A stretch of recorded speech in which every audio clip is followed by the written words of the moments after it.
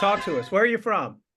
Well, you know what? I'm just a country gal. I am from Oklahoma City, Oklahoma, red dirt and trees. That's my story. And I moved here to the North Texas area. Goodness, about 30, goodness, it's been that long, about 35 years ago, just over 35 years. So I guess that makes me a Texanite. That's exactly what it is. Shoot, you're here now. We're not going to let Yeah. you go. Yes. So Right? all of the hats that I wear, the balls that I keep in the air, I'm a mom. Of course, I'm a nana, not a granny, right? Okay. Can't call me grandma. Yeah. And I do community. That's a part of my lifeline. I started in corporate America on my journey here, and maybe we'll talk a little bit about that in a bit, where I transitioned from corporate America to not this so dream job of real estate that I've been in 27 years. No, it didn't look like it. And I started when I was two, right? And just absolutely love, love, love the real estate industry. And how much more do you want to know? You know what? That is so typical of the mega agents that accompany us here each and every week. I think that it's a formula for success. If you don't truly love what you do, then there'll never be the success or the money that comes from it. That's And, right. and you and I both know that, especially when I see folks transitioning into this business, because they know a Roz or they know a Ben or they know a Gabby or Yeah. a Christina, because we make this look easy and we know that it's not. Oh And my. all of a sudden they get in and they're like, what the hell did I sign up for? Right. Exactly. I know the transition from corporate America, I could earn 26 paychecks and show up 8 hours and just be average. But no, I just decided to jump off of that cliff and go into entrepreneurship because that's what it is in real estate. You're Yes. your business. You are your business, right? And I traded 40 hours, Ben, for 60 to 80. Now go add that up. I know, right? I know. Lottie, it doesn't make sense, right? But that's what people do. So I understand it. So and you've made this transition from corporate America to this, right? Trading, I think, what we thought was, you know, the discipline to the flexibility, and Yeah. realize that, oh man, there's no flexibility over here, or there can be, but it's tough. And I think the flexibility of this industry is a curse for many of us if you don't employ some discipline, each and every day. So how Absolutely. what did that look like, especially in the early years for you? Right? Corporate Man. America, I'm sure you were probably there at 8 o'clock and you probably got a chance to leave at 6 o'clock and you got the 1 hour break and that kind of thing. What did that look like? Well, I tell you, the transition 27 years ago was my life was different. I was about to be married to a wonderful husband that I am married to today of 27 years. I call him my LL Cool J. And we actually met in corporate America. And I had just shared with him my aspirations regarding real estate. So, sometimes that perfect storm happens then where, okay, you're thinking about making a move, but, life can happen to us and in us and through us. And I just had a situation at my job that made me jump off that cliff a little bit earlier than I wanted to. But one thing that I did have was great discipline in corporate habits. I had a boss who was fair. She was mean as heck, boy. She was colder than a witch's tit. I tell you, but she really groomed me for what I was jumping into. Because I did have to show up on time. I did have to work harder, right? Do more than what I was paid for to be even transition into a management position in corporate America. So if I just may be transparent because I think that's why people are here. They're wanting to hear like, wow, I could take something from Ben's story, her story, and really thrive. The key was at that particular time, I was not educated. I did not have a formal degree. I was who I am. You know what I mean? And I was divorced, about to be married again to my wonderful husband of 27 years. And I was on this corporate ladder where I had shattered my own glass ceiling. You know, where did they do that at? You are who you are with these kids, you're single, and you're jumping off the ledge to do what?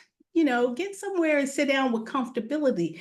But what I aspired at that time was to be that PTA mom, right? I did want to be able to have a schedule where if I was going to work really, really, really hard, 12, 14 hours a day, that if I wanted to go to a soccer game, if I wanted to, you know, go to a cheerleading, a cheer event with my kids, that I could. And I'm like, well, I never dreamed of this job. And there was a perfect collision that happened. And it's like, wow, let's see how real estate helps me afford those dreams. So back to your question of, okay, how did it work? Well, I remember driving from Plano, Texas to Mesquite, Texas off of 80 every day. So I still had the discipline to get up and drive that far to a little 900 square foot office. I started with a boutique brokerage. And, you know, we didn't have technology then, Ben. I remember my broker at the time, she was flipping through the drawer. And I'm like, what is she looking for? She's like, well, this is your first day. She's like, I'm going to give you an assignment. And she pulled out this thick, just scroll of leads, prospects from various events, open houses. She said, keep calling until you get an appointment. And that's where I started. We remember those days, right? I remember when I went my first day, they put a phone book in front of me, and I thought, what am I supposed to do with that? And they were like, start with the A's. And I'm like, the phone book was that thick. And I'm like, are you kidding me? I didn't know what I signed up for. I did not. I was naive. It's okay. But Yeah. here we are. Here we Here are. we are. Here Here we we are. are. Wow. Well, you know what? I think that's probably a great, perfect transition into that and your corporate story. And I think we had touched briefly, I think even via text yesterday, about your mastering your perfect day. And Yes. I'm jumping well ahead of myself because for me, this was probably 2 levels next, but I'm so intrigued. I am going to, I'm headed to New Orleans at the end of next month because of the event that we had a week or so ago. I was so impressed with the lineup and I think the learning possibilities that I committed at that point that at the end of July, I'm coming to New Orleans. And I'm not sure if you're going to be teaching this class there, but if not, I want the folks who've blessed us today with, you know, their 20 or 25 minutes to get just a snippet about mastering your perfect day. Roz, what does that look like? And I know this, you're an instructor. And so Yeah. guys, we're not just talking to another, you know, top professional here. You wear so many different hats. And so what does that class look like? Bless us with just give us a little something, a little meat.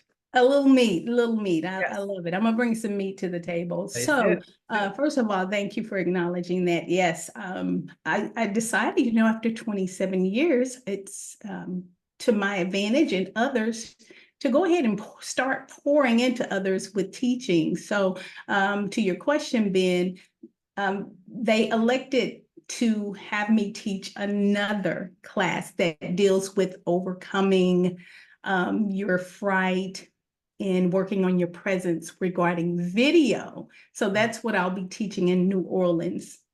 But back to mastering your perfect day. One of the things that really sets successful people apart is how they master their mind and how they own their day.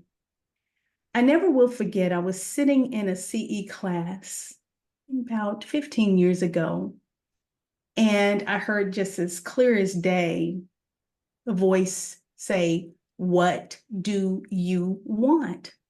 And it's like, what do you mean, what do I want? Because I can't talk about the success without the failure and how we bumped our head in this industry, because success is not a bow and arrow, but it's rather a jagged edge, like a lightning bolt where you're up, down, up, down, up, down, but you're progressively moving forward. And people would say, wow, if you're in the 13% of the real estate professionals that made it and the 87% that fell off, there are various reasons why they didn't make it past that 5 years. But you heard me say in the beginning that I traded 40 hours. That was calculated for 60 to 80. So I'm the CEO now, CFO, customer service, still mom, still community advocate, still whatever everybody else needs me to be. So how do you cram 36 worth of hours of stuff, to-dos into 24 hours? So I had to kind of get really good at it. So with coaching, mentoring, reading books, taking classes, I kind of compile my own formula. And for those who are here, write it down, then take the class. I'm just going to give you a high-level overview. I call it the CPPE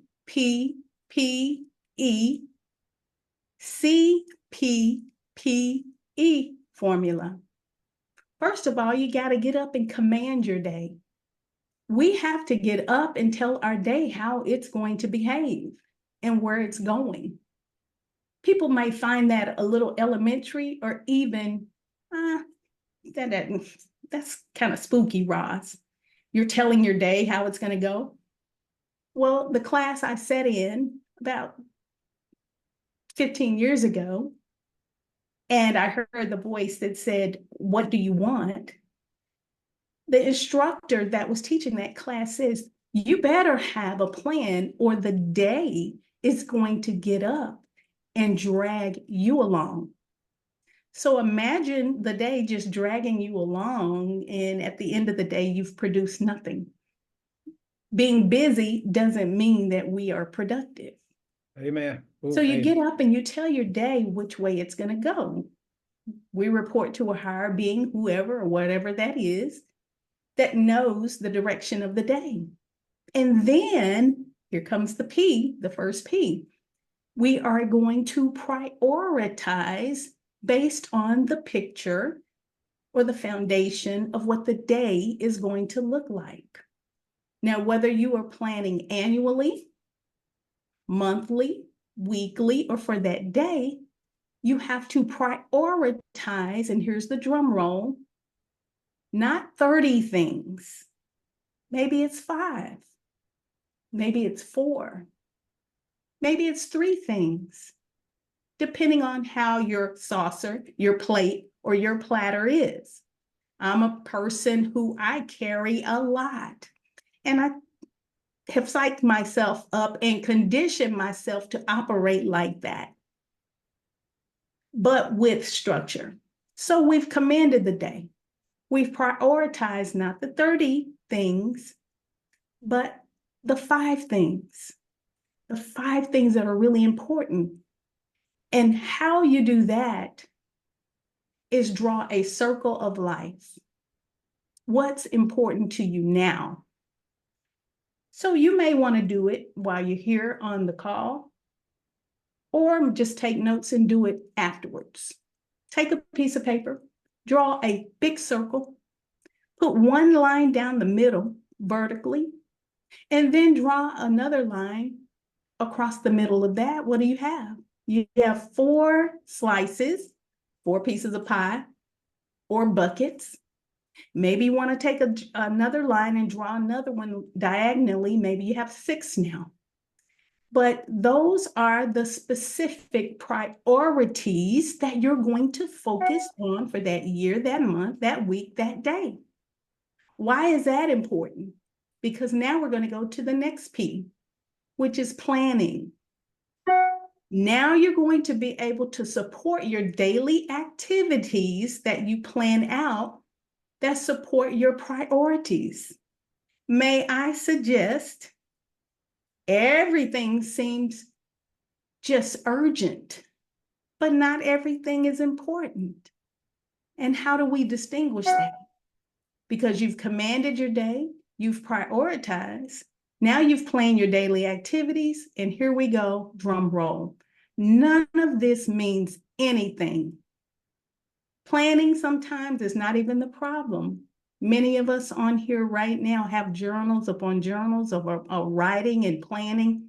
Here's the E, execution. You have got to execute like Nike. You got to get up and just do it. But you're like, oh my God, I've written them down, but the thing that I aspired to do first is now second. It came to third. Now it's last on the list, and it's 6 months, 12 months, 3 years down the road. Oh, don't let it be 3 years, y'all. But now your most important thing has become the least important. Here's what you're going to do as I decline.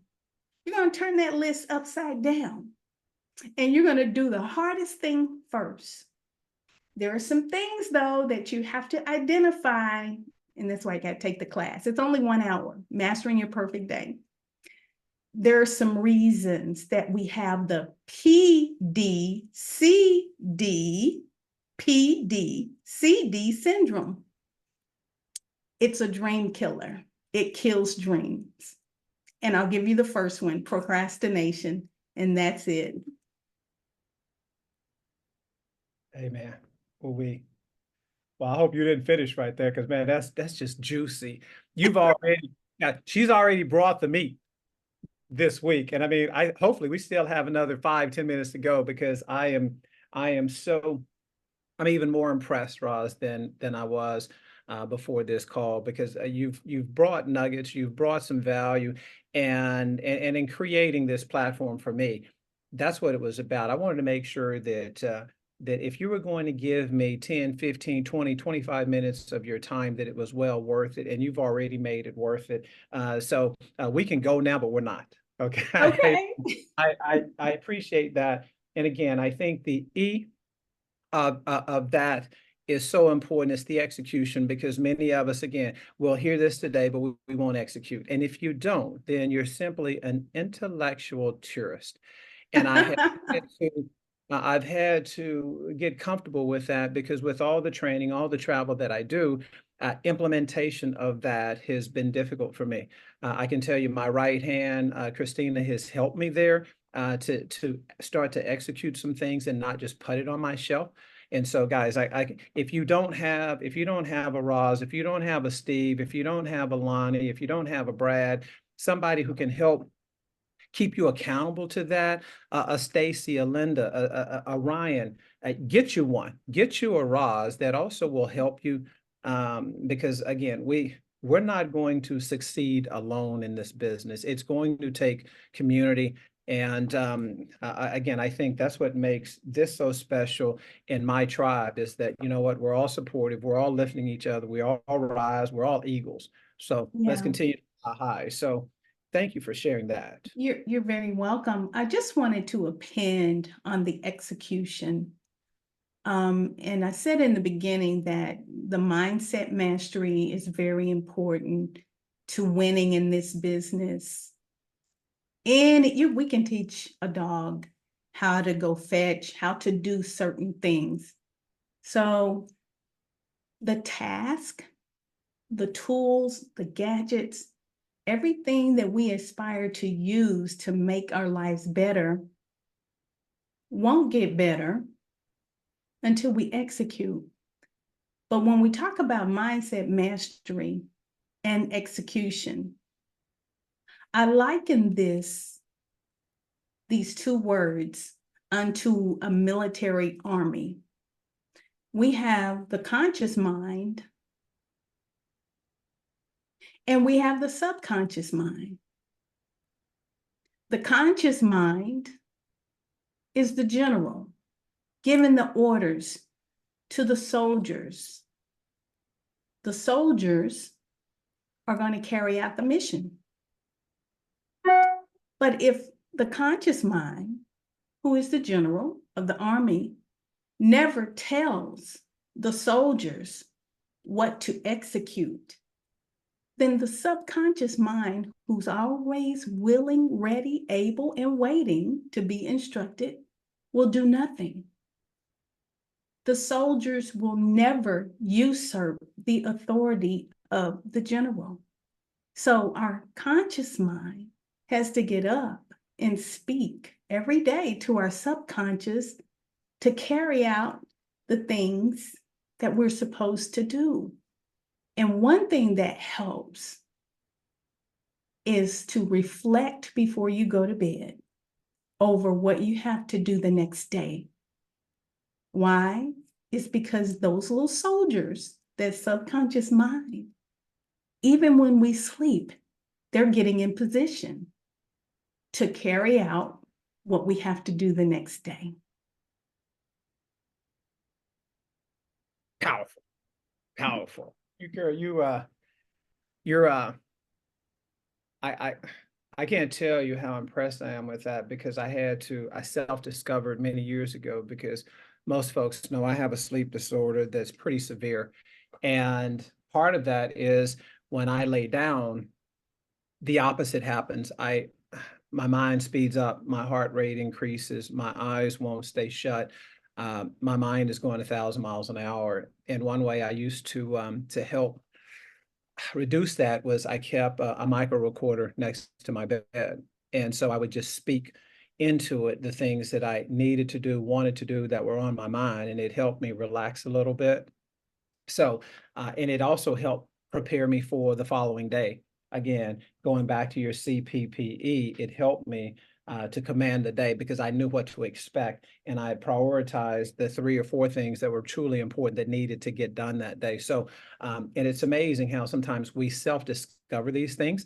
And, you know, again, it's great when a professional like you can illustrate this in a class or in a, in an acronym or something to help us. So, again, it works, guys. You just have to do it. And I can tell you, in this industry,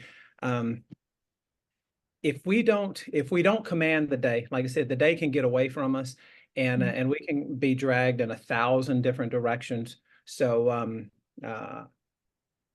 focus. I Yes. handle maybe eat that frog like you had mentioned, right? Get the tough assignment done early, so that it doesn't drag on all day and not get accomplished. So thank you for sharing all of that and more. I will ask you this again. I know do you instruct at CCAR or Metrotex, or where do you teach? I actually am certified through Agent Advantage to teach at CCAR. Have a couple of classes coming up there, RPR. I'm actually teaching with Metrotex as well. I'll be doing broker responsibility actually in Duncanville on tomorrow. And actually am a certified teacher with Texas Realtor. So I partner with builders, title companies, and serve their communities as well. I also have a nonprofit organization, Arbrook Cares. Arbrook Cares. I had a mentor from the SBA tell me years ago, she said, Roz, you're so deep in community. You've partnered with the city of Plano. You're always teaching. How come you do not have a nonprofit? So I did follow her advice and formed the nonprofit Arbrook Cares. And basically our mission is to align with those institutions, organizations, banks, et cetera, alike, that have a mission to help more renters become homeowners, and teach financial literacy as well. It's one thing to get a home, it's another thing to keep a home, and not just from the aspect of, helping someone lift themselves from being a renter, but even those that have equity, they're equity rich, but don't know how to procure or grow that equity. We have partners that we teach investing as well. So I love that. You know what? In the last few minutes we have, because I think this is perfect. Christina, I think this is something that I need to pursue, because, there's so many things that I contribute to: my time, my money, having that, I think a group like yours would also help me take it to the next level and serve more. For a couple of minutes, let's just talk. I know it's something that's important to you and I, is increasing, shortening the gap between home ownership for the minority to the majority, right? Absolutely. Here, we're running about 44, 45, maybe as high as 46%. I think everything that you support is an effort to reduce that gap.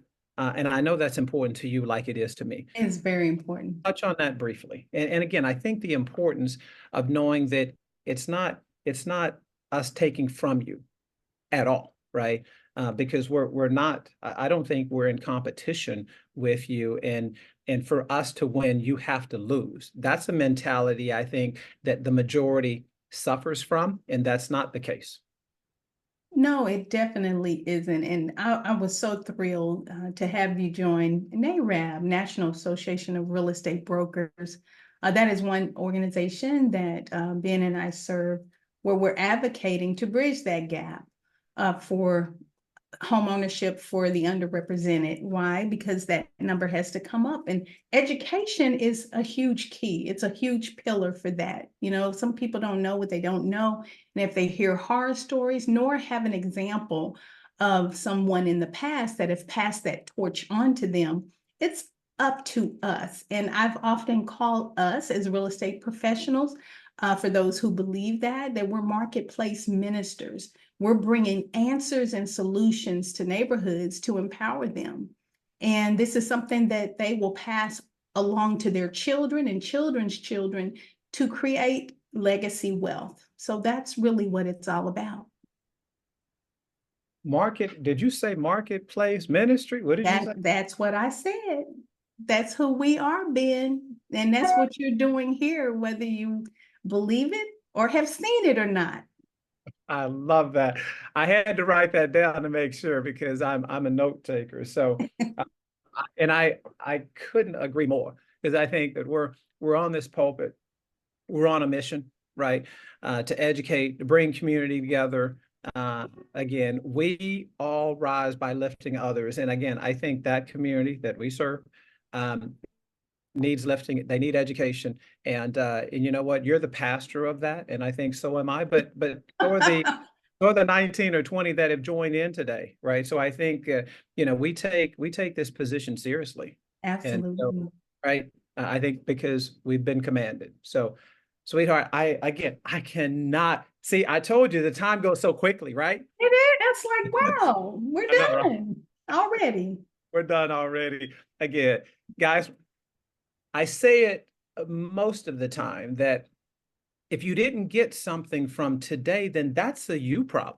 It's not a me problem, because Roz Booker has brought the meat this week, right? Thank you, Thank Ben. you. Roz, as we leave, is there something that we don't know that we should know as we leave? Don't stop at go.